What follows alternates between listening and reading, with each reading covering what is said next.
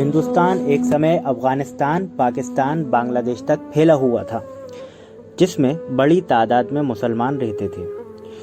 ان کے ساتھ ہندو بھی امن چین سے رہتے تھے۔ کہیں ہندو مسلمان جیسا جھگڑا نہیں تھا۔ جو جھگڑے تھے وہ راجاؤں کے تھے اور ریاستوں کے تھے۔ مسلمان اپنے حسن سلوک کی وجہ سے دن دونی اور رات چوگنی رفتار سے بڑھ رہے تھے۔ اسلام بہت پھل پھول رہا تھا۔ اس سمے علم سیکھنے کی جگہ خانقاہیں ہوا کرتی تھیں۔ خانقاہیں صوفیوں نے آباد کی تھیں۔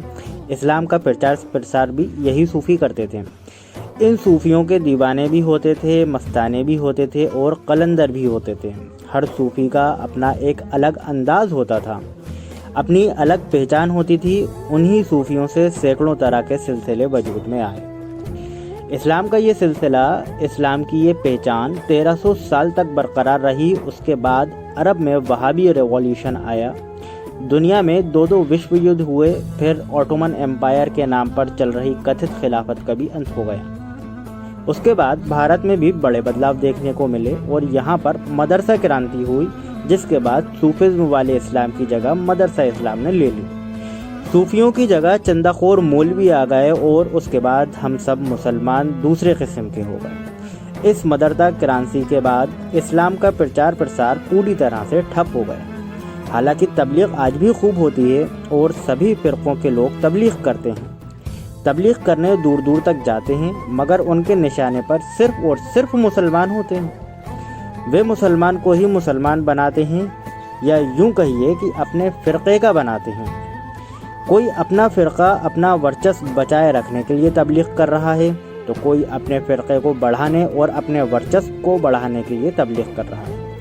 چندہ خور مولویوں کے آنے کے بعد مسلمانوں کے بھیتر اپنے اخلاق ختم ہو گئے، مگر اس کے باوجود داڑھی، ٹوپی، کرتا پاجامہ، برقع جیسی پراتمک چیزوں سے ہم پکے مسلمان بنتے رہے۔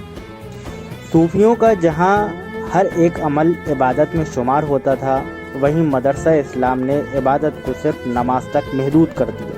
اس کے آگے ان کے لیے کوئی عبادت نہیں ہوتی۔ یہاں تک کہ کئی مدرسے والے قرآن پڑھنے کو بھی منع کرتے ہیں۔ حالانکہ سب نہیں کرتے، لیکن کئی چیزوں میں دیکھا جاتا ہے۔ صوفیوں نے شعر و شاعری کے ذریعے نہ صرف ادب کی خدمت کی، بلکہ اس کے سہارے بھی اسلام کا پرچار کیا۔ قوالی شبد قول سے بنا ہے۔ قول ارتھات وچن، وطن جو ہمارے نبی صلی اللہ علیہ وسلم کی زبان مبارک سے ادا ہوئے، ان قول اتبا وچن کو امیر خسرو نے موسیقی میں ڈھال کر، شاعری میں پرو کر، قوالی کے روپ میں دلچسپ بنا کر پیش کیا اور لوگوں کی توجہ اپنی طرف حاصل کی۔ صوفیوں نے نہ صرف شعر و شاعری بلکہ موسیقی سے بھی آتشا کیا۔ وہ محفل شمع میں رقص بھی کرتے تھے، ذکر جلالہ بھی کرتے تھے۔ اس کے وپریت مدرسہ اسلام نے ان ساری چیزوں کو حرام کر دیا، یہاں تک کہ شعر و شاعری کو بھی ذہنی عیاشی قرار دے دیا۔ حالانکہ شاعری میں بھی حمد و ثنا ہوتی ہے، منقبت ہوتی ہے۔ جیسے جیسے مسلمان بڑھتے رہے، ویسے ویسے الگ تھلگ پڑتے گئے۔ رہی صحیح کسر RSS نے اور ان کے پروپیگنڈے نے پوری کر دی۔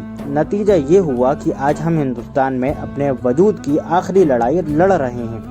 پتہ نہیں اس میں ہم جیتیں گے یا ہاریں گے، یہ اللہ جانتا ہے۔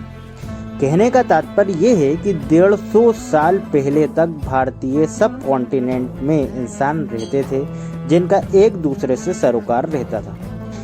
اس کے بعد سب پکے ہندو اور پکے مسلمان ہونے لگے، جس کے نتیجے میں دنگے ہونے لگے، فساد ہونے لگے۔ پہلے لوگوں کے دل بٹے، پھر دیش بٹ گیا، مگر اتنا ہی کافی نہیں تھا، مسلمان نے اسلام بھی بٹ گیا۔ اپنے گہن ادھین کے بعد جہاں تک میں سیکھ پایا ہوں، سمجھ پایا ہوں، وہ یہ ہے کہ بھارت آنے والے صوفی تتھا شاسک جب بھارت آئے، وہ اپنے ساتھ گیت، سنگیت، ساہتیہ، نرتیہ جیسی تمام کلائیں لے کر آئے۔ ان کلاؤں کا بھارتیہ کلاؤں سے میل کیا۔